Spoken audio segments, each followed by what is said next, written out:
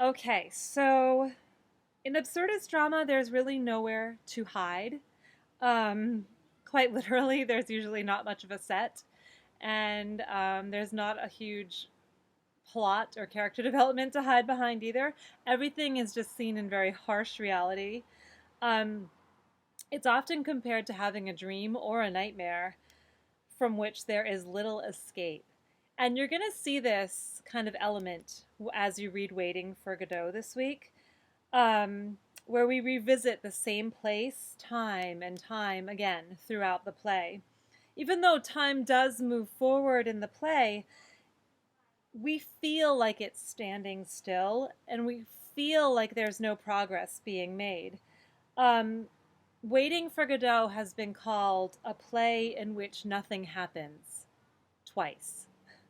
Um, we'll talk a little bit about that once you've finished the play, about whether that's um, a fair characterization of the play. I actually think one could argue that quite a lot happens in Waiting for Godot, but you'll understand once you read it. It is obviously, you can make the argument that nothing happens, but it's interesting to think about the argument that quite a lot happens as well.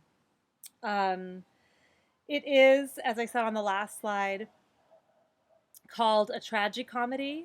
The playwright himself called it a tragicomedy, which means that it has both tragic elements and comedic elements to it. Please keep that in mind as you're reading it. The comedic elements don't always leap off the page when you're just sitting and reading the play. I'm going to post some things next week, some clips of a Steve Martin and Robin Williams production that show you can hear the audience laughing. Often Vladimir and Estragon, the main characters, are depicted as clowns in a sense. Um, it is meant to have funny moments, so try to find the humor in it. And sometimes that makes the tragic moments come crashing down all the more.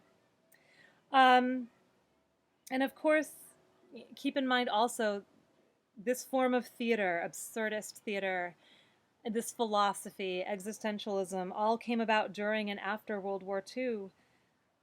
Of course it did, because this is when the world was stripped of all previous rationality and meaning, given the horrific events that people lived through. Um, any sense of rationalism and logic and order, and well, if I do this, then this is what should happen, and this is what the meaning of life should be. Um, of course, as a society and as a culture, those things were stripped away after such a horrific war. So it makes sense, of course, the philosophy of existentialism was born and absurdist theater born after that. Keep all those things in mind as you explore Beckett's arguably masterpiece this week, and I look forward to digging into it and discussing it with you further. Enjoy!